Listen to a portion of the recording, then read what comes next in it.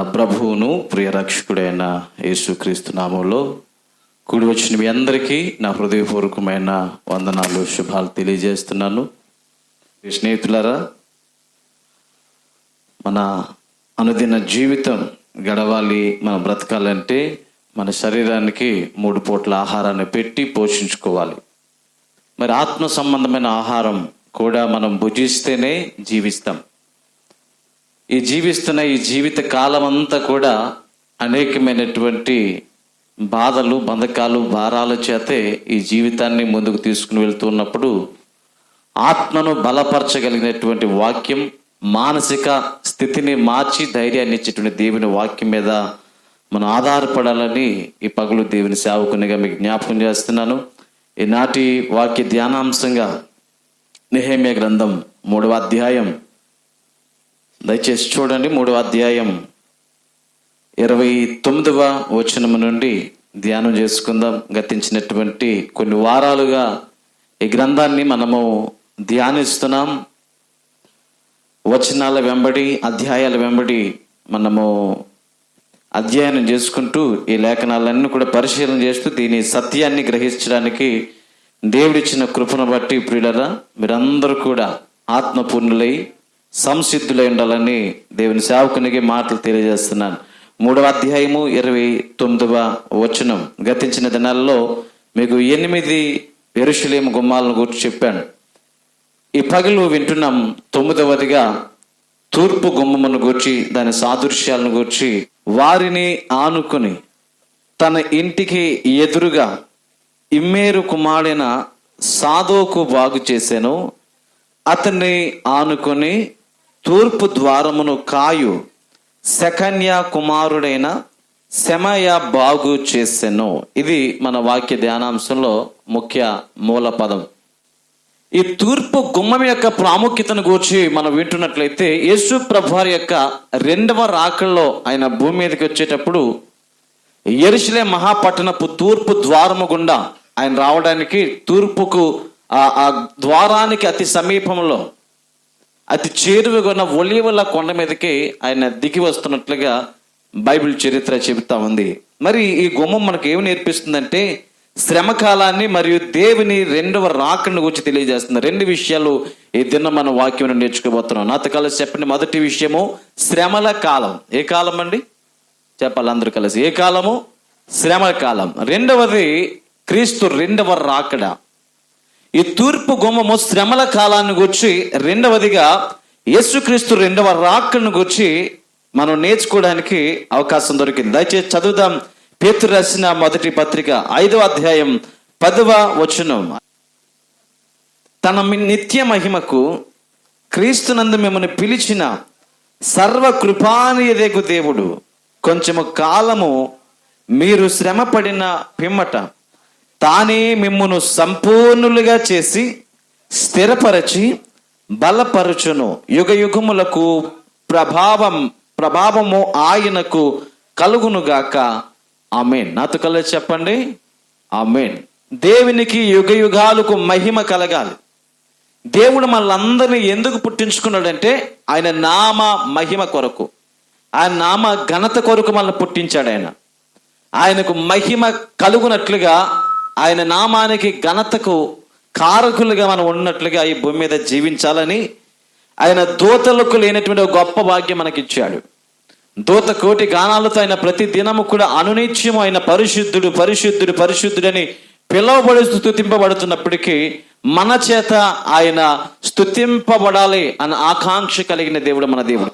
ఈ చదవబడినటువంటి లేఖన సారాంశాన్ని ఒక్కసారి మరలా మనము అర్థవంతంగా పరిశీలన చేస్తే, అక్కడ భక్తుడు అంటున్నాడు కదా, తన నిత్య మహిమకు క్రీస్తునందు మిమ్మల్ని పిలిచిన సర్వకృపానిధియగు దేవుడు కొంచెము కాలము మీరు శ్రమపడిన పిమ్మట తానే మిమ్ములను సంపూర్ణులుగా చేసి స్థిరపరిచి బలపరుచును. ఏం చేస్తాడు మన దేవుడు? స్థిరపరిచి బలపరుస్తాడు. చాలా మంది జీవితాల్లో స్థిరత్వం ఉండదు. ఏముండదండి అమ్మా? ఎట్లా చూడండి, దయచేసి చూడండి. ఏముండదు? చాలా మంది జీవితాల్లో స్థిరత్వం ఉండదు. ఈ లోకంలో కొన్ని అద్భుతమైన సామెతలు ఉన్నాయి. ఏం చెప్తారంటే, ఎంత కష్టపడినా మా సంపాదన అంతా కూడా చినిగిన చంచులు వేసినట్లుగా ఉంది అంటూ ఉంటారు. అవునండి, ఎక్కడ వేసిన గొంగలి అక్కడే ఉన్నట్లుగా ఉంది మా పరిస్థితి అని చాలాసార్లు మనం వింటాం. నిజమే, దేవుని వాక్యం అంటుంది ఒక క్రైస్తవునిగా జీవిస్తున్న మనం స్థిరపరచబడాలి. స్థిరపడి దేవుని యొక్క వాక్యమందు ఆత్మలో బలపడాలి. నేడున్న సంఘాల్లో వాక్యము కొదువపోవటం వలనే మనం బలపడాలి. అంటే దేవుని వాక్యం మనందరికీ ఖచ్చితంగా అవసరం. ఈరోజు వాక్యం చెప్పేటువంటి బోధకుల కంటే మోటివేషనల్ స్పీకర్స్ ఎక్కువైపోయారు. అవునే కదండి? కానీ వారు చెప్పేటువంటి ఆ సందేశం ఏదైతే ఉందో అది ఒక వ్యక్తిని ప్రభావితం చేయడానికి, ఒక వ్యక్తిని ఆకర్షించడానికి మాత్రమే ఉపయోగపడతాయి ఆ మాటలు. కానీ వాస్తవానికి ఆధ్యాత్మికంగా ఆదరణ మాత్రం కొరవైపోతా ఉంది. ఒక వ్యక్తి ఆదరింపబడాలి అంటే ఏ మోటివేషన్ పనికిరాదు, దేవుని వాక్యం మాత్రమే. నమ్మిన వారి స్తోత్రం చెబుతూ దేవుని నామాన్ని మహిమపరుచుదాం. హల్లెలూయా. దేవుని వాక్యం మాత్రమే నేను మనల్ని బలపరిచేది. వాక్యమందు రాయబడిన సాదృశ్యాలు మాత్రమే ఒక వ్యక్తిని ఎన్నటికీ బలపరచలేడు. ఈ భూమి మీద క్రైస్తవ పండితుల కంటే, క్రైస్తవ బోధకుల కంటే ఏమైనా శాస్త్రులు ఉన్నారు. ఈ భూమి మీద చాలా మంది బ్రాహ్మణ ఉత్తములు ఉన్నారు, పీఠాధిపతులు ఉన్నారు. వాళ్ళే గొప్ప గొప్ప మోటివేషనల్ స్పీచ్ ఇవ్వగలరు. చాలా అద్భుతమైనటువంటి మాటలు వారు చెప్తారు. మీరు ఈ మధ్య కాలంలో విన్నారు లేదో, ఇంత గడ్డం వేసుకుని ఇంత జుట్టుండి మెరిసినటువంటి తలతో ఆయన ఉంటాడు. ఆయన పేరు హిందీలో చెప్తా ఉంటాడు, తెలుగులో ట్రాన్స్లేషన్ చేస్తారు, ఇంగ్లీష్ తెలుగులో. ఆయన పేరు సద్గురు. మీరు విన్నారండి? మీరు వీడియోస్ కూడా చూసి ఉండొచ్చు. నేను 2-3 పర్యాయాలు విన్నాను. నేను ఏం చెప్తున్నాడు అని చాలా అద్భుతమైన మాటలు చెప్తా ఉంటాడు ఆయన. అదంతా ఒక మోటివేషన్, ఒక వ్యక్తిని బలపరచడానికి, ఒక వ్యక్తిని ఆకర్షించడానికి అనేకమైన మాటలు చెప్తా ఉంటారు. అలా భూమి మీద మనం చూసుకుంటూ ఉంటే అనేక మతాల్లో అనేక వక్తలు ప్రవక్తలు ఉన్నారు. కానీ క్రైస్తవ్యంలో మాత్రం వాక్యము మాత్రమే బలపరచదగినటువంటి గొప్ప మందు. ఆదరణ లేని జీవితాల్లో, నిరీక్షణ లేనటువంటి జీవితాల్లో శ్రమలు అనుభవిస్తున్నప్పుడు దేవుని వాక్యం మాత్రమే స్థిరపరిచి బలపరిచేది. ఈ లేఖన సారాంశాన్ని ఒక్కసారి పరిశీలన చేస్తే, తానే మిమ్మల్ని సంపూర్ణులుగా చేసి స్థిరపరిచి బలపరచును. ఆయన మాత్రమే మనల్ని బలపరుస్తాడు, స్థిరపరుస్తాడు. కాబట్టి శ్రమలన్నవి కొద్ది కాలం వస్తాయి, దాన్ని భరించాలి. కొద్ది కాలం శ్రమను అనుభవించాలి. అది శరీర సంబంధమైన శ్రమ, కుటుంబపరమైన శ్రమ, ఆరోగ్యపరమైన శ్రమ అన్న శ్రమలను ఆలోచన చేసుకుంటున్నట్లయితే అది ఏ విధమైన శ్రమ అయినా నువ్వు భరించాలి. తప్పదు, ఖచ్చితంగా శ్రమ అనుభవించి తీరాల్సిందే. ఆ శ్రమలలో దేవుని స్తుతించగలిగితే విజయోత్సవంతో నా ప్రభు నేను ఊరేగించబోతున్నారు. నమ్మిన వారు చప్పలు కొట్టి దేవుని పరిశుద్ధ నామాన్ని మహిమపరచుకుందాం. హల్లెలూయా.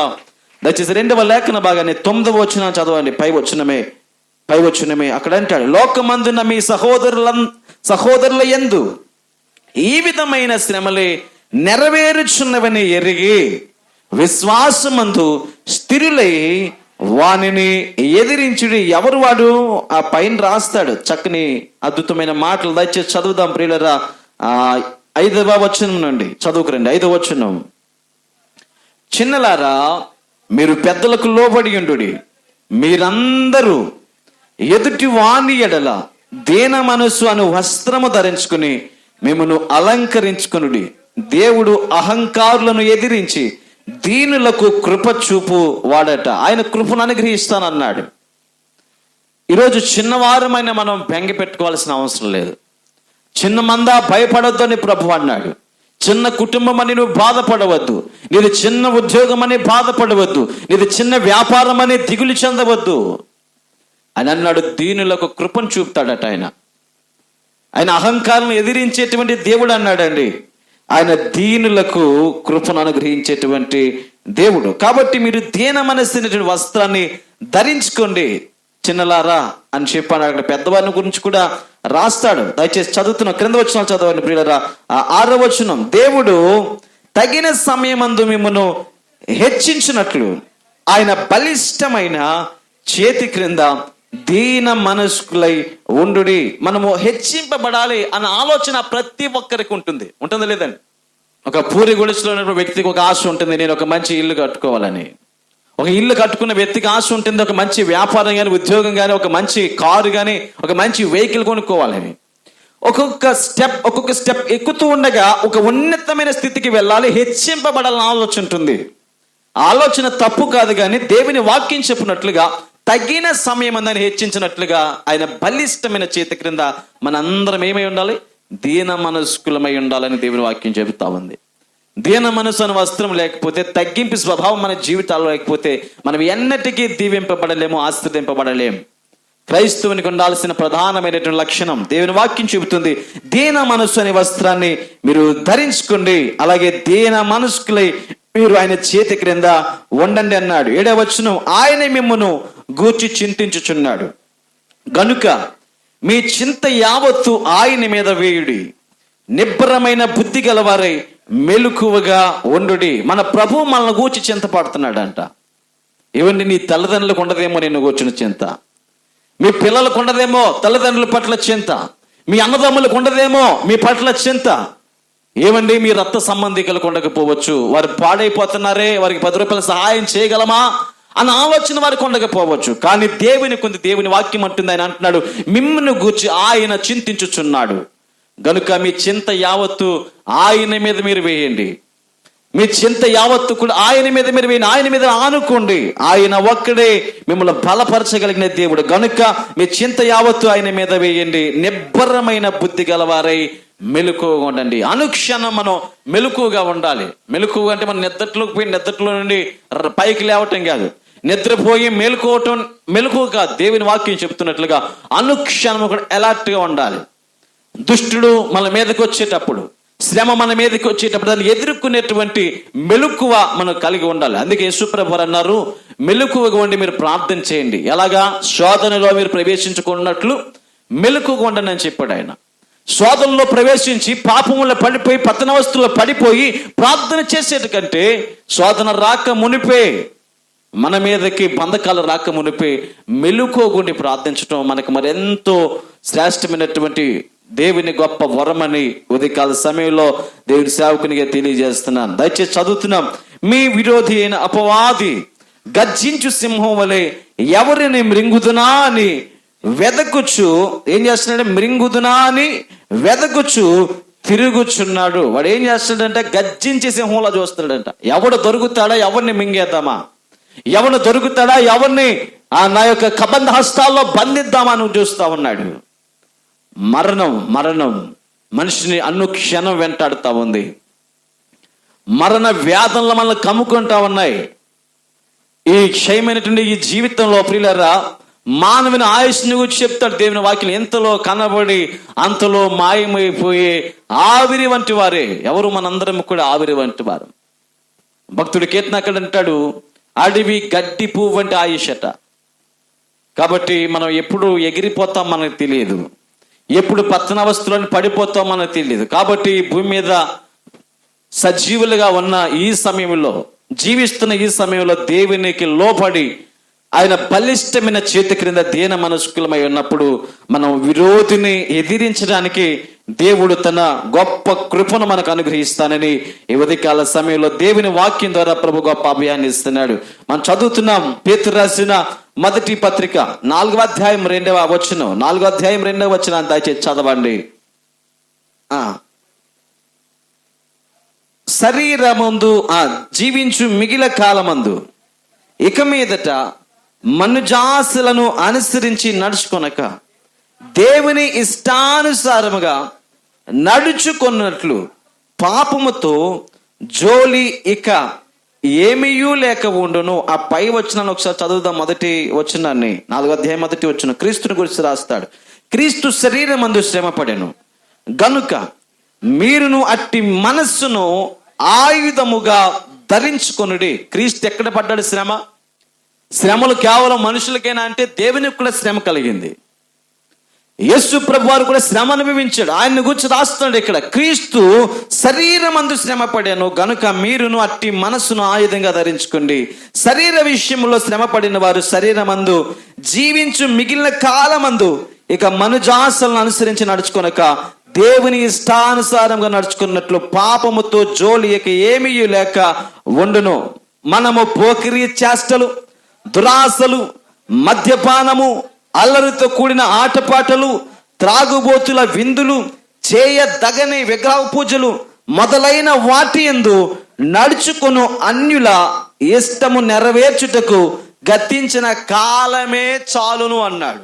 గతించిన కాలంలో మీరు ఎలా జీవించాలో తెలియదు, కానీ ఇప్పటికీ క్రీస్తునందు మీరు ఉన్నారు. ఇప్పుడు దేవుని కబంధ హస్తాల్లో మీరున్నారు. ఆయనని మీరు ధరించుకున్నారు కాబట్టి ఆయనలా జీవించండి. ఇంకా శరీర సంబంధమైన వాటిని విడిచిపెట్టండి, ఇక లోక సంబంధమైన పద్ధతులు విడిచిపెట్టండి అని చెప్పి దేవుని వాక్యం చెప్తా ఉంది. గతించిన కాలమే చాలు చాలు చాలు చాలు. అందులోనికి వెళ్ళిన వారు ఎవరు కూడా బాగుపడలేదు.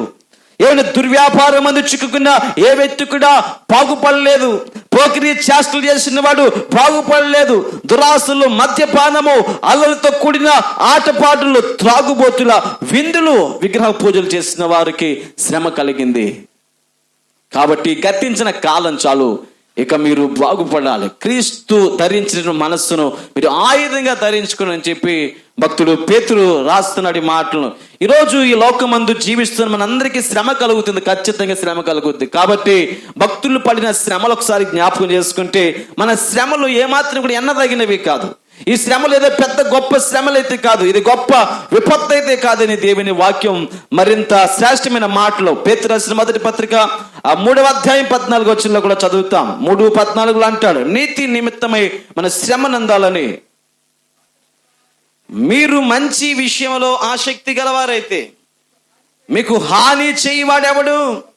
మీరు ఒకవేళ నీతి నిమిత్తము శ్రమపడినను మీరు ధన్యులే. వారి బెదిరింపునకు భయపడకుడి, కలవర పడకుడి. మీరు మంచి విషయాల్లో ఆసక్తి కలిగిన వారై ఉండాలి. చాలా మందికి లోక సంబంధమైన విషయాల మీద ఆశ ఉంటుంది. లోక సంబంధమైన విషయాల మీద, లోక సంబంధమైన భోగాల మీద, లోక సంబంధమైన సుఖ భోగాల మీద ఆసక్తి కలిగి జీవిస్తూ ఉంటారు. కానీ దేవుని వాక్యం అంటుంది, నా ప్రియులారా, మీరు మంచి విషయంలో ఆసక్తి గలవారైతే మీకు ఎవడు హాని చేస్తాడు? మీకు ఎవరు నష్టాన్ని చేకూరుస్తారు? మీకు ఎవరు ఇబ్బంది కారకంగా జీవిస్తారు? లేదు, ఆయన మీకు తోడై ఉన్నాడు. మీకు హాని చేసేవాడు ఎవడు లేడు. మీరు ఒకవేళ నిజంగానే నీతి నిమిత్తమే శ్రమ పడితే ధన్యులే. వారి బెదిరింపులకు మీరు భయపడొద్దు, కలవర పడొద్దు. నిర్మలమైన మనసాక్షి కలిగిన వారై మీలో ఉన్న నిరీక్షణ గురించి మిమ్మల్ని హేతువడుగు ప్రతి వానికి సాత్వికముతోనూ భయముతోనూ సమాధానము చెప్పుటకు ఎల్లప్పుడూ సిద్ధముగా ఉండి మీ హృదయములందు క్రీస్తును ప్రభువుగా ప్రతిష్ఠించుడి. అప్పుడు మీరు దేని విషయమే దుర్మార్గులని దూషింపబడుతురో దాని విషయమే క్రీస్తునందున్న మీ సత్ప్రవర్తన మీద అపనింద వేయి వారు సిగ్గుపడుతురు. మళ్ళీ చాలాసార్లు చాలా మంది అపార్థం చేసుకుంటారు. ఏం చేస్తారని? అపార్థం. కొన్ని అనర్థాలకు కారణం అపార్థాలే. ఒక వ్యక్తి నీతిగా న్యాయంగా జీవిస్తున్నప్పుడు కూడా ఆ వ్యక్తి మీద నింద వేశాడు అనుకోండి, ఒక రోజున ఆ వ్యక్తి ఏ తప్పిదం చేయలేదని తెలుసుకున్నప్పుడు ఎవరైతే నింద వేశారో ఆ నింద వేసిన వ్యక్తి సిగ్గుపడతాడట. నా ప్రియ స్నేహితులారా, సహోదరులారా, దేవుని వాక్యాన్ని భక్తుల జీవితాలను మనకు మాదిరిగా పెట్టుకుంటే ఎన్ని శ్రమలైనా దాన్ని జయించడానికి దేవుని కృప మనకు తోడుగా ఉంటుంది. ఈ దినం మనం ఈ వాక్య ధ్యానాంశం నేర్చుకుంటున్న మొదటి మాట శ్రమ కాలం, రెండవది క్రీస్తు రెండవ రాకడను గూర్చి. ఈ శ్రమ కాలాన్ని గురించి మనం వింటున్నప్పుడు హెబ్రీయులకు రాసిన పత్రికలు కూడా అంటాడు 11వ అధ్యాయం 36 నుండి 40 వచనాలు ఎలాంటి శ్రమలో భక్తులు పొందుకున్నారు. ఈరోజు మన శ్రమ అయితే నిజంగా ఇది పెద్ద శ్రమ అయితే కాదు. ఒకవేళ మనం అనుకున్నట్లుగా శ్రమ అంటే ఒక ఆర్థిక పరమైన రుణభారాలు అనుకుంటున్నామేమో, కుటుంబపరమైన సమస్యలు అనుకుని ఉండొచ్చు, లేదా ఆర్థిక పరమైనటువంటి ఆ యొక్క అప్పుల సమస్యలు, అలాగే అనారోగ్యాలు, బలహీనతలు, ఇవే శ్రమలు అనుకుంటే ఇవి భూమి మీద ఉన్న అందరికీ కలుగుతున్నాయి, ఒక క్రైస్తవునికి కాదు. కానీ వాస్తవానికి అసలైన శ్రమలు ఉన్నాయట. ఆ శ్రమలలో మనం నిలవబడగలమా లేదా అన్న దాని గురించి ఈ పగలు దయచేసి వాక్య ముఖ్యంగా నేర్చుకుందాం. హెబ్రీయులకు రాసిన పత్రిక 11వ అధ్యాయం 36 నుండి చదువుకుందాం.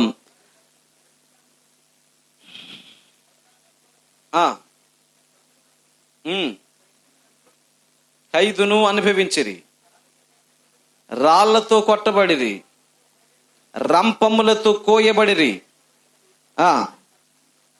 ఖడ్గముతో చంపబడిరి, గొర్రె చర్మములను మేక చర్మములను వేసుకొనిరి, దరిద్రులయుండి శ్రమపడి హింస పొందుచు అడవులలోను కొండల మీదను గుహలలోను సొరంగములలోను తిరుగులాడుచు సంచరించిరి. అట్టి వారికి ఈ లోకము యోగ్యమైనది కాదు అన్నాడు. ఎవరు వీరు? ఉదాహరణలు చెప్పండి ప్రియులారా. ఇక్కడ చెప్పబడిన శ్రమలు ఎవరెవరికి సంభవించి ఉండొచ్చు? 36వ వచనంలో రాశాడు. అక్కడ అన్నాడు కదా, మరి కొందరు తిరస్కారము, కొరడా దెబ్బలు, మరికొందరు ఖైదు, రాళ్లతో కొట్టబడిరి. ఈ జాబితా 11వ అధ్యాయంలో రాయబడినటువంటి జాబితా అంతా ఎవరిదంటే విశ్వాస వీరుల యొక్క లిస్ట్ అండి. చివరిలో అంటాడు, మనము లేకుండా ఈ జాబితా పూర్తి చేయబడలేదంట. మన పేర్లు కూడా అందులో రాయబడాలి. ఆ లిస్ట్ లో మనం కూడా ఉండాలని చెప్పి పౌలు భక్తుడు హెబ్రీయులకు రాసిన పత్రికల్లో పేర్కొంటాడు. అయితే ఆయన చెప్తాడు, వీరికి కలిగిన శ్రమ అంతెంత శ్రమ కాదు, మనకు కలిగిన ఈ శ్రమకు ఆ శ్రమకు చాలా వ్యత్యాసం ఉంది. వారు ఏం చేయబడ్డారు అంటే, మొదటిగా అన్నాడు అక్కడ, తిరస్కారాన్ని అనుభవించారంటే కొరడా దెబ్బల చేత కొట్టబడ్డారండి. కొరడాలు ఎవరెవరు కొట్టబడ్డారు బైబిల్ గ్రంథంలో చెప్పాలి? పౌలు భక్తుడు కొరడా దెబ్బలు తిన్నాడు. ఇంకా మనం చదివితే భక్తులు చాలా మంది. అలాగే మరి కొందరు బంధకములు, ఖైదును అనుభవించారు. పేతురుని చెరసాల్లో వేశారండి. అలాగే అపోస్తలుడైన పౌలును కూడా చెరసాల్లో బంధించారు. రాళ్లతో కొట్టబడ్డారు. ఎవరు కొట్టబడ్డారు రాళ్లతో? స్టెఫను రాళ్లతో కొట్టి చంపేశారండి. రంపములతో కోయబడ్డారట. ఇంకా శోధింపబడిరి, ఖడ్గముతో చంపబడిరి. ఏమండి, యాకోబును ఖడ్గంతో చంపారు. గొర్రె చర్మములను, మేక చర్మములను వేసుకుని దరిద్రులయుండి శ్రమపడి హింస పొందుచు అడవుల్లో, కొండల్లో, గుహల్లో, సొరంగముల్లో తిరుగులాడొచ్చు సంచరించిరి. ఇంకా భక్తుల గురించి చదువుకుంటే ఈ చరిత్ర ప్రియులరా, గతించినటువంటి రోమన్ ప్రభుత్వంలో నీరో చక్రవర్తి కాలంలో మనుషులు బ్రతికుండగానే వారిని ఏం చేశారంటే జంతువుల యొక్క చర్మాల్లో పెట్టి కుట్టేసి మండేటువంటి ఎండలో పడేసేవారండి. బయట భయంకరమైన ఎండ వేళల్లో ఒక చర్మం తీసుకుని వెళ్ళి పడేస్తే ఏమవుతుందంటే చర్మం దగ్గరికి వేడికి ముడుచుకుని పోతుంది. అలాగే ఒక మనిషిని అందులో పెట్టి ఆ కట్టి కుట్టేసినప్పుడు వారు గాలి ఆడక ఈ వేడికి, విపరీతమైన వేడిలో అది నొక్కినప్పుడు వెలువెల్లాడుతూ చనిపోయేవారు. అలాంటి పరిస్థితులు ఆ దినాల్లో ఉన్నాయి. ఏమంటే ఒక కుర్చీలో కూర్చోబెట్టి ఆ వ్యక్తికి చేతులు వెనక్కి కట్టి కుర్చీ కింద మంట పెట్టేసేవారండి. కర్ర కట్టేసి ఆ కర్రకు 2 చేతులు వెనక్కి కట్టి తలపై నుండి కీలు పోసి నిప్పి పెట్టి తగలబెట్టేసేవారు. సింహాల గుహల్లో, సింహాల బోనుల్లో వేసి చంపేసేవారు. ఏమండి, ఒక నెల, ఒక 10 రోజులు, 20 రోజులు ఆహారం లేని సింహాల దగ్గర, కొదమ సింహాల దగ్గర క్రైస్తవులు ఎవరైతే ఉన్నారో వారిని తీసుకుని వెళ్ళేసేసేవారు. అలాంటి శ్రమలు ఆనాటి భక్తులు అనుభవించారు. ఏమంటే రంపాలతో ఒక వ్యక్తిని పైనుండి ఇద్దరు పట్టుకొని ఇలా నిలువున కోసేసేవారండి, రంపం తీసుకొని. అలాంటి శ్రమలు వారు పడ్డారు. అట్టి వారికి ఈ భూమి మీద, అక్కడ చదువుతాం, అట్టి వారికి ఈ లోకము యోగ్యమైనది కాదు. వీరందరూ తమ విశ్వాసము ద్వారా సాక్ష్యము పొందిన వారైనను మనము లేకుండా సంపూర్ణులు కాకుండా నిమిత్తము దేవుడు మన కొరకు మరి శ్రేష్టమైన దానిని ముందుగా సిద్ధపరచను గనుక వీరు వాగ్దానము ఫలము అనుభవింపలేదు. వారికి ఇంకా వాగ్దాన ఫలాన్ని దేవుడు ఇవ్వలేదు. మనము కూడా ఆ జాబితాలో చేర్చబడాలి.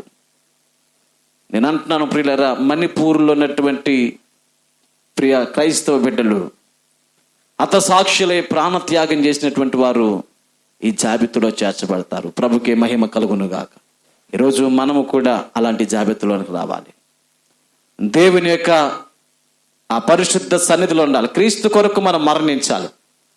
మీరంటారు, ఇదేంటండి మరణించాలని, దేవుని కోసం ఎందుకు చనిపోవాలంటారు? అలాంటి పరిస్థితి వస్తే ప్రాణం పెట్టడానికి నేను సిద్ధపడాలి. భక్తుడు అదే అంటాడు, చావు అయితే నాకు లాభం, బ్రతుకుట క్రీస్తే. బ్రతికానంటే దేవుని కొరకే బ్రతుకుతాను, ఒకవేళ చనిపోతే అది నాకు లాభమే అంటాడు. నేడున్న క్రైస్తవులకు అది ఉన్నది లేదు నాకే తెలియదు.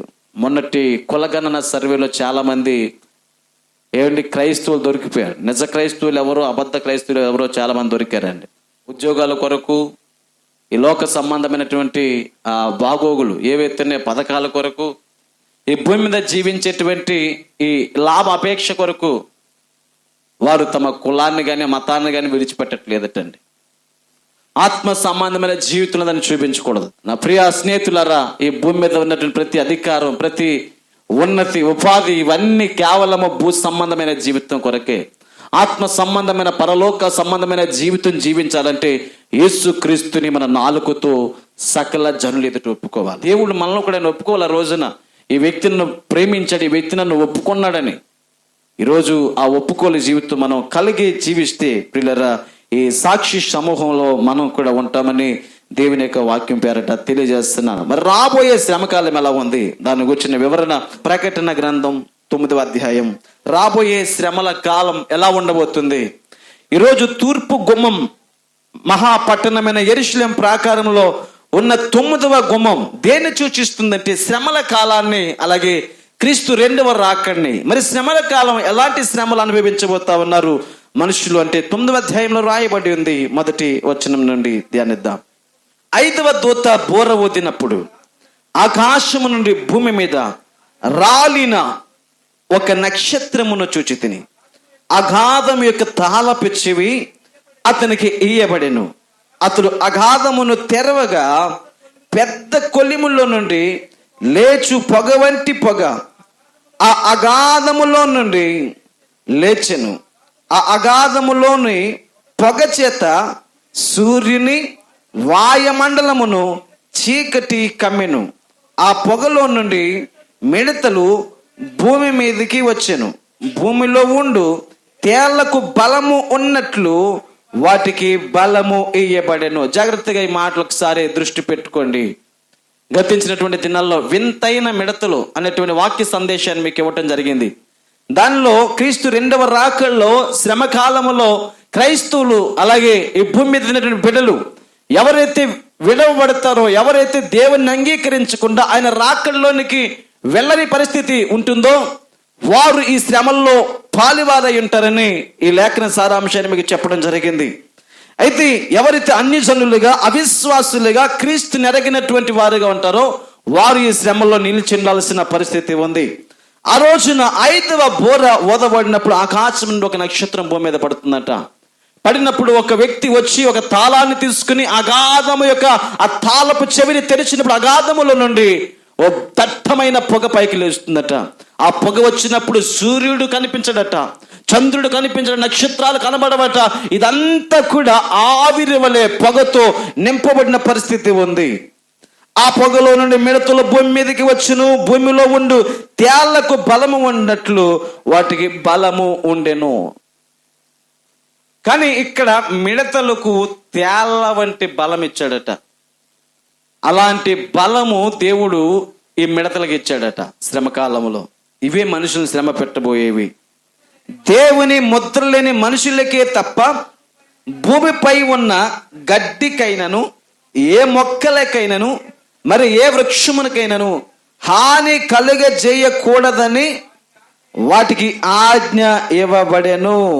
మరియు నొసళ్ళ యందు దేవుని ముద్ర లేని మనుషులకే తప్ప భూమిపై ఉన్న గడ్డికైనను, ఏ మొక్కలకైనను, మరి ఏ వృక్షముకైనను హాని కలుగజేయకూడదని వాటికి ఆజ్ఞ ఇచ్చిన. చూడండి ఎంత విషపూరితమైనటువంటి జీవులో చూడండి. ఒక గడ్డిని అవి ఇలా కొట్టినా, ఒక చెట్టుని అవి ఇలాగ కొరికినా అవి చనిపోతాయి. అంత భయంకరమైన విషము దానికి ఇవ్వబడింది. అలాంటి విషపూరితమైనటువంటి మిడతలు ఆ అగాధములో నుండి అంత్యకాలమున ఆ మొదటి శ్రమకాలములో బయటికి రాబోతున్నాయి. మరియు వారిని చంపుటకు అధికారం ఇవ్వబడలేదు, కానీ 5 నెలల వరకు బాధించుటకు వాటికి అధికారం ఇవ్వబడెను. వాటి వలన కలుగు బాధ తేలు మనిషిని కుట్టినప్పుడు ఉండు బాధ వలె ఉండును. ఒక మనిషిని తేలు కుడితే ఎంత బాధ కలుగుతుంది, అలాంటి బాధ కలుగుతుందంట. అవి 1 రోజు 2 రోజులు అంటే ఎన్ని నెలలు కొడతాయంటండి? 5 నెలలు కొడతానే ఉంటాయట. అలాగని ఈ మనిషికి చావు దొరుకుతున్న చావు దొరకదు. ఈ మనిషి చనిపోదామని కూడా చనిపోలేడు. ఈ మనిషి వెళ్ళి ఒకవేళ సముద్రంలో పడిపోతే సముద్రం అతను తేలా చేస్తుంది. అగ్నిలోకి వెళ్ళి పడిపోతే అగ్నిలో ఆయన కాలిపోడు. ఏ రైలు పట్టాల కింద తల పెట్టుకొని పడిపోతే ట్రైన్ అని మించి వెళ్ళిపోద్ది, కానీ ఆయన చనిపోడు. అలాంటి పరిస్థితులు అంత్యకాలంలో ఉన్నాయి. ఈ తేళ్ల వల్ల కలిగినటువంటి నొప్పి, ఆ బాధ భరించలేక మనుషుడు నలుదిక్కులా చూస్తాడు, చావును కోరుకుంటాడు. ఎటు పరిగెత్తినా ఈ మిడతలు విడిచిపెట్టవు. ఈ 5 నెలలు కూడా ఆ మిడతల యొక్క దెబ్బ తినాల్సిందే, వాటి చేత కుట్టించుకోవాల్సిందే. అలాంటి అంత్యకాల శ్రమ రాబోతుందని చెప్పి బైబిల్ గ్రంథం చాలా స్పష్టంగా తెలియజేస్తా ఉంది. అలాగని అవి చంపడానికి దేవుడు అధికారం ఇవ్వలేదండి, హింసించడం వరకే. హింసిస్తూ ఉంటాయి, కానీ ఆ వ్యక్తి చనిపోడు. కానీ దాని బాధ చేత, దాని విషపు ఆ బాధ చేత అవి ఇంకా మనుషులు బాధింపబడతా ఆ బాధను అనుభవిస్తారని దేవుని వాక్యం చెబుతుంది. ఆ దినములలో మనుషులు మరణమును వెతుకుదురు గాని అది వారికి దొరకదు, చావవలనని ఆశపడుదురు గాని మరణము వారి యొద్ద నుండి పారిపోవును. ఏ దినం? ఈ దినము అంత్యకాలపు శ్రమ దినం. ఈ రోజున చావు, బ్రతకడానికి చాలా కష్టపడుతున్నారు కానీ చావడానికి చాలా ఈజీగా వెళ్ళిపోయి చనిపోతున్నారు మనుషులు. చావడానికి తెగించేటువంటి ఆ ధైర్యము బ్రతకడానికి చూపిస్తే చిరకాలం భూమి మీద జీవిస్తాం, ఎట్టి శ్రమనైనా ఎదుర్కోగలుగుతాం. ఈ భూమి మీద చావే ప్రతిదానికి పరిష్కారం అనుకుంటే చాలా మంది ఈ భూమి మీద ఇప్పటికీ సమాధులు ఉండాల్సిన పరిస్థితి ఉంది. వాస్తవానికి మన శ్రమను కానీ మన కష్టాన్ని కానీ నమ్ముకోవడం కాదు, దేవుని మీద ఆధారపడితే ఆయన మనకు సామర్థ్యాన్ని ఇస్తాడు. దేవుని మీద ఆనుకుంటే మన శ్రమలలో, మన బంధకాల్లో తోడే ఉంటాడు. మనకు కలిగిన ఎట్టి ఆర్థిక పరమైన రుణభారమైన ఆయన తీర్చుకోవడానికి మనకు అవకాశాన్ని కల్పిస్తాడు. ఆ రోజున అన్నాడు ఇక్కడ, ఆ దినములలో మనుషులు మరణమును వెతుకుదురు గాని అది వారికి దొరకదు, చావల్ని ఆశపడుదురు గాని మరణము వారి యొద్ద నుండి పారిపోవును. ఆ మిడతల రూపములు యుద్ధమునకు సిద్ధపరచబడిన గుర్రములను పోలి ఉన్నవి, బంగారము వలె మెరియు కిరీటముల వంటివి వాటి తలల మీద ఉండెను. వాటి ముఖములు మనుష్య ముఖముల వంటివి, స్త్రీల తల వెంట్రుకల వంటి వెంట్రుకలు వాటికి ఉండెను. వాటి పండ్లు సింహపు కోరల వలె ఉండెను, ఇనుప మైమరువుల వంటి మైమరువులు వాటికి ఉండెను. వాటి రెక్కల ధ్వని యుద్ధమునకు పరిగెత్తు విస్తారమైన గుర్రపు రథముల ధ్వని వలె ఉండెను. ఎలా ఉంటాయటండి ఈ వింతైన మిడతలు? దాని కోరలంట సింహపు కోరల్లా ఉంటాయట. ఏమండి, సింహపు కోరలను అవి ధరించుకొని వస్తున్నాయి. ఇంకా దాని తోక గురించి రాస్తాడు, చదవండి. తేళ్ల తోకల వంటి తోకలు కొండ్లు వాటికి ఉండెను. 5 నెలల వరకు వాటి తోకల చేత మనుషులకు హాని చేయుటకు వాటికి అధికారము ఉండెను. వాటికి అధికారం దేవుడు ఇచ్చాడు. 5 నెలల వరకు మీరు ఎలా హింసించండి అని చెప్తాడట. ఆ శ్రమ కాలంలో మనుషులు తప్పించుకోపోకుండా అవి వెన్నుపూసలో గుచ్చితే, ఇక్కడ గుచ్చితే ఆ తోకను ఆ ముళ్ళును బయటకు వచ్చేస్తుంది. ఇటు నుంచి ముందుకి మరలా తీస్తాయి, మరలా గుచ్చుతాయి, మరలా పొడుస్తాయి. ఏమండి, ఒక రోజు కుట్టిన మిడత మళ్ళా 2 రోజులు ఆడుకుంటుందా, వేరే మిడత రావచ్చు.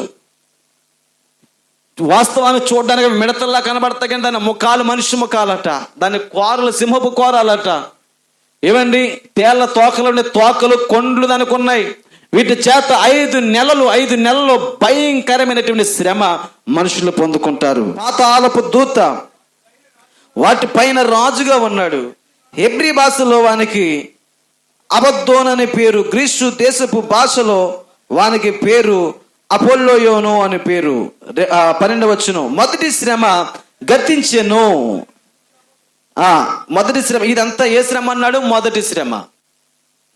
ఆ రోజున విడబడిన వారందరూ కూడా ఈ శ్రమల్లో పాల్గొందుతారండి. అయితే రక్షింపబడిన వారందరూ కూడా దేవునితో ఆ మధ్యాకాశంలో చేసేటువంటి విందులోనికి వెళ్తారని దేవుని వాక్యం చెబుతా ఉంది. ఇది కేవలం కొన్ని ఎగ్జాంపుల్స్ మాత్రమే ఇచ్చాను. ప్రకటన గ్రంథం 2వ అధ్యాయం చదవండి. 2వ అధ్యాయము 10వ వచనం, అలాగే 7వ అధ్యాయం 14వ వచనం కూడా. ప్రకటన గ్రంథం 2వ అధ్యాయం 2:10. ఇదిగో మీరు శోధింపబడినట్లు అపవాది మీలో కొందరిని చెరలో వేయింపబోచున్నాడు. 10 దినములు శ్రమ కలుగును, మరణం వరకు నమ్మకంగా ఉండము, నేను నీకు జీవ కిరీటము ఇచ్చేదను అన్నాడు. 10 దినాలు మనకు శ్రమ కలుగుతుంది, లేదా 10 నెలల శ్రమ కలుగుతుంది, 10 సంవత్సరాల శ్రమ అనుభవించాల్సిన పరిస్థితి ఉంది. కానీ మరణం వరకు నమ్మకంగా ఉంటే ఆయన మనకు జీవ కిరీటాన్ని ఇస్తానంటున్నాడు, నిత్య జీవాన్ని ఇస్తానంటున్నాడు. ఈ భూమి మీద ఎంతకాలం మన భక్తి చేసినా, ఎన్ని వందల సంఘాలు కట్టబడినా, ఎన్ని లక్షల మంది క్రైస్తవులున్నా, ఎన్ని కోట్ల మంది స్వార్థకులు, ఏమండి సేవకులు లేపబడినా, వారందరూ ప్రకటించేటువంటి ఏకైక సత్యము నిత్య జీవానికి వచ్చిన సువార్త. దేవుని స్తోత్రం కలుగునుగా. హల్లెలూయా. నిత్య జీవం కొరకు మన ప్రయాస అంతా, పరలోక రాజ్యం కొరకు మన పాటు, మన శ్రమ. కాబట్టి అప్పటి వరకు మనం నమ్మకంగా ఉంటే ఆయన మనకు జీవ కిరీటాన్ని, నిత్య జీవాన్ని ఇస్తానన్నాడు. ఇది మొదటి శ్రమ కాలం అన్నాడండి. ఇంకా చదివితే ప్రకటన గ్రంథం అంతా ధ్యానిస్తే 2వ శ్రమకాలం, 3వ శ్రమకాలం అని రాసుకుని వస్తాడు అక్కడ. ఆ శ్రమలన్నీ కూడా 7 ఏండ్ల పాటు ఆ బిడ్డలు విడవబడినటువంటి ప్రజలు ఎవరైతే ఉన్నారో వారందరూ కూడా 7 ఏండ్ల శ్రమను అనుభవిస్తారు. ఆ శ్రమ అంతింత శ్రమ కాదు, వర్ణింపచాలని శ్రమలండి. వివరింపచాలని శ్రమ, భరింపలేనటువంటి శ్రమలు. ఒక తేలు ఒక చిన్న గాయం చేస్తే ఒక్కసారి కుడితేనే చాలా వేదన. 5 నెలల పాటు వారు ఈ తేళ్ల చేత కుట్టించుకోవాలి, ఈ మిడతల చేత వారు బాధింపబడాలి. అంత భయంకరమైన శ్రమ రాబోతుందని దేవుని వాక్యం చెబుతుంది. 7వ అధ్యాయం 14 వచ్చును, ప్రకటన 7:14. అందుకు నేను, అయ్యా నీకే తెలియననగా అతడు ఇలాగు నాతో చెప్పెను, వీరు మహాశ్రమల నుండి వచ్చిన వారు గొర్రె పిల్ల రక్తములో తమ వస్త్రములను ఉదుక్కుని వాటిని తెలుపు చేసుకునిరి. అందువలన వారు దేవుని సింహాసనం ఎదుట ఉండి రాత్రింబగళ్ళు ఆయన ఆలయములో ఆయనను సేవించుచున్నారు. ఏవండి, శ్రమల్లో ఉన్నవారు కూడా దేవుని దగ్గరికి వస్తున్నారంటే వీరు అనుభవించిన శ్రమ ఏంటి తెలుసా? నీతి నిమిత్తమైన శ్రమ. వీరు అనుభవించిన శ్రమ యేసుక్రీస్తు రాజ్య సువార్త కొరకు పడిన శ్రమ, ఆధ్యాత్మికమైన జీవితం కొరకు అనుభవించిన శ్రమ. ఈ శ్రమలో ఎవరైతే పాల్గొంటారో, ఎవరైతే జయిస్తారో వారు దేవుని సింహాసనం దగ్గరికి వస్తారట. వీరి మహాశ్రమల నుండి వచ్చి గొర్రెపిల్ల రక్తంలో తమ వస్త్రాలను కడుక్కున్నవారు, గొర్రెపిల్ల రక్తంలో తమ వస్త్రాలను ఉతుక్కున్నటువంటి సమూహం ఈ సమూహం. వారు దేవుని సింహాసనం దగ్గర ఉన్నారు. అక్కడ చదువుతున్న రాత్రింబగళ్ళు ఆయన ఆలయములో వారు ఆయన్ను సేవిస్తున్నారు. సింహాసన ఆసీనుడైన వాడు తానే తన గుడారము వారి మీద కప్పును.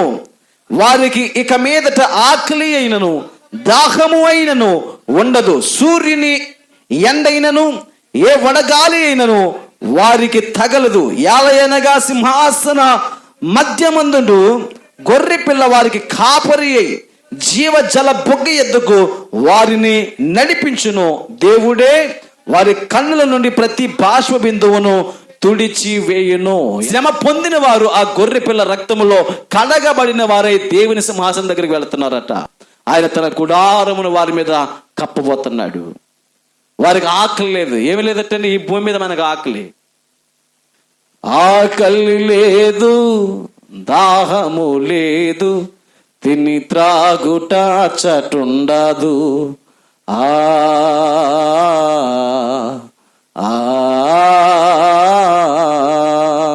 ఎక్కడ ఈ రాజ్యమే రాజ్యం? దేవుని రాజ్యం. ఆయన కట్టబోయే నివాసపురం, ఆయన అనుగ్రహించేటువంటి ఆ గొప్ప సుందరమైన పట్టణం, ఆ పట్టణంలోనికి వెళ్ళినటువంటి వీరు ఎవ్వరికి కూడా ఇక కన్నీరు లేదు. జీవ జలపు బొగ్గ యొద్ద వారు ఉంటారట. వారి ప్రతి బాష్ప బిందువును ఆయన తుడిచి వేస్తాడు. కాబట్టి శ్రమలు భూమి మీద అనుభవిస్తున్నందుకు నువ్వు చింతపడవద్దు. నీ చింత యావత్తు ఆయన మీద వేయి. ఆయన నిన్ను పూర్ణ శాంతి గలవానిగా చేసి మిమ్మల్ని స్థిరపరిచి బలపరచుటకైన సమర్థుడై ఉన్నారు. నమ్మిన వారు చప్పలు దేవుని పరిశుద్ధ నామని మహిమ పరుచుకుందాం. ఇప్పటి వరకు మనము శ్రమల కాలాన్ని గురించి తెలుసుకున్నాం. 2వ టాపిక్ మనకుంది. అందులో ఆ 2వ మాటను కూడా మనం ధ్యానం చేసుకుని వాక్య సందేశాన్ని ముగించుకుందాం. 2వ మాట చెప్తున్నాను, క్రీస్తు 2వ రాకడ. మనం వింటున్నటువంటి తూర్పు గుమ్మానికి సాదృశ్యంగా యెరూషలేము పట్టణంలో నెహెమ్యా కడుతున్నటువంటి ఆ ప్రాకారం అనుకున్న 12 గుమ్మాల్లో 9వ గుమ్మమైన తూర్పు గుమ్మాన్ని గురించి ఈ దినం మనం వింటున్నాం. ఆ తూర్పు గుమ్మానికి సాదృశ్యంగా దేన్ని తెలియజేస్తుందని శ్రమల కాలాన్ని మరియు యేసుక్రీస్తు 2వ రాకను గురించి తెలియజేస్తుందని చెప్పాను. మొదటిగా చెప్పాడు శ్రమల కాలం ఎలా ఉండబోతుంది. భూమి మీద పడిన ఈ శ్రమలన్నీ కూడా ఎన్న తగినవి కొద్దిపాటి శ్రమలే. రాబోయే శ్రమలు ఉన్నాయి, అవి ఘోరమైన శ్రమలు. ఆ శ్రమల్లో మనుషుడు తప్పించుకుని పోలేడట, మరణాన్ని వెతుకుతాడంటే కానీ మరణం వానికి దొరకదు. అలాంటి శ్రమలు రాబోతున్నాయి. ఇప్పుడు యేసుక్రీస్తు 2వ రాకడ ఎలా ఉండబోతుందో దయచేసి అవి కూడా ఒక 2 వచనాలు మనం చదువుకొని వాక్యాన్ని వివరణ చేసుకుందాం. తెస్సలోనికీయులకు రాసిన మొదటి పత్రిక 4వ అధ్యాయము 13 నుండి 18, అపోస్తల కార్యములు 1వ అధ్యాయం 9 నుండి 12, ఈ 2 లేఖనాలను మనం వివరణ చేసుకుని ఈనాటి వాక్య సందేశాన్ని ముగించుకుందాం. క్రీస్తు 2వ రాకడలో కూడా 2 విషయాలు ఉన్నాయి. యేసుక్రీస్తు 2వ రాకడలో 2 విషయాలు. ఏంటి 2 విషయాలు అంటే, యేసుక్రీస్తు రాకడ రెండు విధాలుగా ఉంటుంది. బహిరంగ రాకడ, మనం చదువుతున్నాం. రహస్య రాకడ అన్నాడు. రెండోది బహిరంగ రాకడ. రహస్య రాకడ అంటే ఇది ఎవరికీ తెలియదు. ఈ రాకడ, ఈ బహిరంగ రాకడ అందరికీ తెలుస్తుంది, అందరూ కూడా చూస్తారు ఈ రాకడిని. కానీ చూచిన ప్రతి ఒక్కరు రాకడలో ఎత్తబడలేరు, వెళ్ళలేరు. దీన్ని గురించిన వివరణ దయచేసి చదువుకుందాం. తెస్సలోనికీయులకు రాసినటువంటి మొదటి పత్రిక 4వ అధ్యాయం. ఎవరైనా చనిపోయినప్పుడు ఆదరణ కూడికల్లో, జ్ఞాపకార్థ కూడికల్లో, సంవత్సరకం చేసినప్పుడు ఈ విషయాలు జ్ఞాపకం చేసుకుంటాం. కానీ ఇక్కడ చెప్పిన సత్యం ఏంటంటే యేసుక్రీస్తు యొక్క రాకడ ఏ విధంగా ఉంటుందో చెప్తాడు. దీన్ని రహస్య రాకడ అని చెప్పి బైబిల్ పండితులు చెప్తా ఉన్నారు. 13 నుంచి చదువుతున్నాం కదా. సహోదరులరా, నిరీక్షణ లేని ఇతరుల వరే మీరు దుఃఖపడకుండా నిమిత్తము నిద్రించుచున్న వారిని గురించి మీకు తెలియకుండా మాకు ఇష్టం లేదు. యేసు మృతి పొంది తిరిగి లేచినని మనం నమ్మినలా అదే ప్రకారము యేసునందు నిద్రించిన వారును దేవుడు ఆయనతో కూడా వెంట పెట్టుకుని వచ్చును. మేము ప్రభు మాటను బట్టి మీతో చెప్పున్నదేమనగా, ప్రభు రాకడ వరకు సజీవులమై నిలిచియుండు మనము నిద్రించు వారి కంటే ముందుగా ఆయన సన్నిధిని చేరము. ఏమండి, యేసుక్రీస్తు రెండవ రాకడని రాబోతున్నాడు. ఆయన వచ్చినప్పుడు మనకంటే ముందు ఎవరైతే మన పితరులు చనిపోయారో, ఎవరైతే మన తల్లిదండ్రులు చనిపోయారో, ఎవరైతే మన పెద్దవారు చనిపోయారో వాళ్ళందరూ లేపబడతారు. ఆయన వారందరినీ కూడా వెంట పెట్టుకుని మన దగ్గర రాబోతున్నాడు. సజీవులమై నిలిచియుండు మనము నిద్రించిన వారి కంటే ముందుగా ఆయన సన్నిధిని చేరము. 16వ వచనం. ఆర్భాటముతోను ప్రధాన దూత శబ్దముతోను దేవుని బూరతోను పరలోకం నుండి ప్రభు దిగి వచ్చును. క్రీస్తు నందుండి మృతులైన వారు మొదట లేతురు. మొదట ఎవరు లేస్తారంటే దేవుని యందు ఎవరైతే పాతి పెట్టబడ్డారో, దేవుని యందు నిలిచి ఎవరైతే చనిపోయారో వారందరూ లేపబడతారట.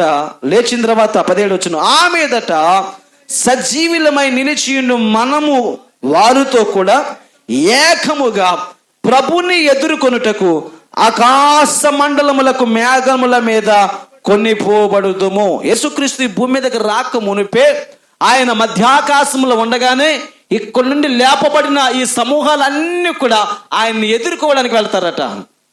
ఆయన్ని ఎదుర్కోవడానికి వెళ్ళి చదువుతున్నాం.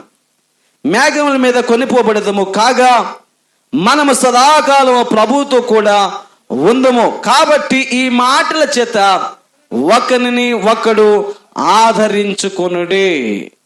ఏమండి, ఈ చనిపోయిన వారు, ఈ మిగిలిన సమూహం కానీ ఇవన్నీ కూడా ఎత్తబడి ఎక్కడికి వెళ్తారు అంటే ఆయన దగ్గరికి వెళ్తారట.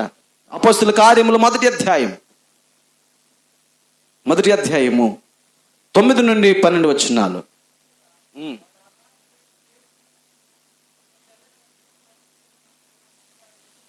వారి యొద్ద నిలిచి, గలిలయ మనుషులారా, మీరెందుకు నిలిచి ఆకాశం వైపు చూచుచున్నారు? మీ యొద్ద నుండి పరలోకమునకు చేర్చుకొనబడిన ఈ యేసే ఏ రీతిగా పరలోకమునకు వెళ్ళుట మీరు చూచితురో ఆ రీతిగానే ఆయన తిరిగి వచ్చునని వారితో చెప్పిరి. ఏమని చెప్తున్నారు? దేవుని దూతలు చెప్తున్నారట. ఈ శిష్యుల సమూహం అంతా కూడా ఆ రోజు ఆ ఒలివ కొండ మీద ఉంది. ఆయన ఆరోహణుడు వెళ్ళిపోతున్నాడు, పైకి పరలోకానికి వెళ్తా ఉన్నాడు. ఆయన కొన్ని విషయాలు చెప్పాడు. ఇదిగో మీరు పరిశుద్ధాత్మను పొందుకోవాలి, వాగ్దానం చేయబడినటువంటి ఆత్మను పొందుకోవాలి, ఆ వరాలు మీరు రుచి చూడాలి, దేవుని యొక్క రాజ్య సువార్త మీరు ప్రకటింపబోతూ ఉండగా దేవుని ఆత్మిక అవసరం అని చెప్పి పరిశుద్ధాత్మని గురించి పరిచయం చేసి ఆయన వెళ్ళిపోతా ఉన్నాడు పైకి. వెళ్ళిపోతున్నప్పుడు వీరికి అర్థం కాలేదు. ఆయన మరలా తిరిగి వస్తానంటే ఎక్కడికి వస్తాడు, ఏ స్థలానికి వస్తాడు, ఏ విధంగా వస్తాడన్న ఆలోచన వారిలో ఉండిపోయింది. ఆ సమయంలో దేవుని దూతలు, ఇద్దరు మనుషులు తెల్లని వస్త్రాలు ధరించుకుని ఆ స్థలం మీద నిలబడి ఆ ప్రజలతో చెప్తున్నారంట, ఓ గలిలయులారా, కలవరపడొద్దు. ఈ యేసు ఎలాగైతే పరలోకానికి వెళ్ళాడో మరలా తిరిగి ఇలాగే ఇక్కడికే ఈ స్థలానికి రాబోతున్నాడు. ఇది బహిరంగ రాకడ. ఆయన ఏ కొండ మీద నుంచి వెళ్ళాడు? ఒలీవల కొండ మీద నుండి మరలా ఆ యెరూషలేము ప్రాంతానికి మరలా ఆయన ఒలీవల కొండ మీదకి రాబోతున్నాడు. మేము బైబిల్ కాలేజీలో ఉన్నప్పుడు మా ఆత్మీయ దైవజనులు డాక్టర్ సిఆర్ మైజాక్ గారి దగ్గర మేము చదువుకున్నప్పుడు ఒక చిన్న ప్రశ్న మేము అడిగాం. చాలా మంది యెరూషలేము ప్రాంతానికి వెళ్ళాలి, చూడాలనుకుంటూ ఉంటారు, మరి డబ్బులు లేని వారి పరిస్థితి ఏంటి సార్ అని అడిగాం మేము. అప్పుడులో 80,000 1,00,000 ఖర్చు పెట్టి వెళ్ళేవారు.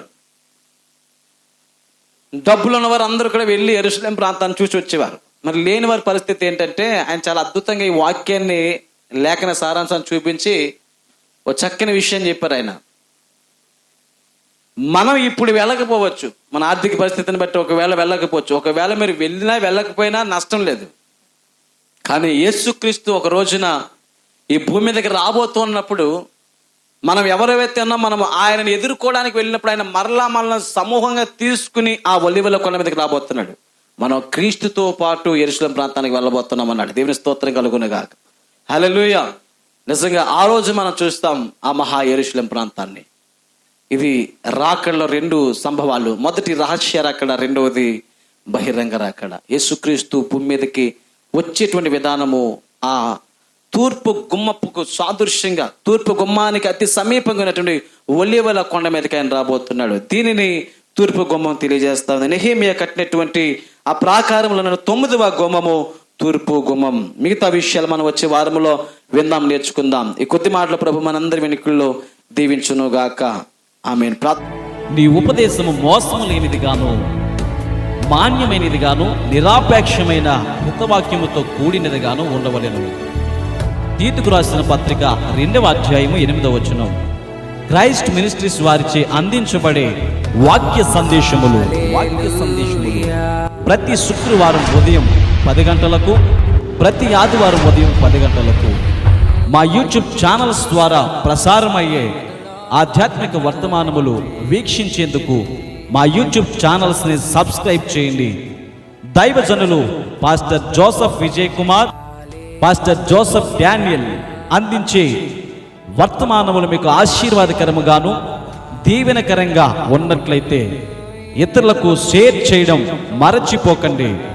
క్రైస్ట్ మినిస్ట్రీస్ వ్యవస్థాపక అధ్యక్షులు పాస్టర్ యోహాను గారు. మా చిరునామా అమీనాబాద్, ఉప్పాడ కొత్తపల్లి మండలం, కాకినాడ జిల్లా, ఆంధ్రప్రదేశ్, ఇండియా. Pin code 533448. మీ ప్రార్థన అవసరతలకు 8555800024 9063867104.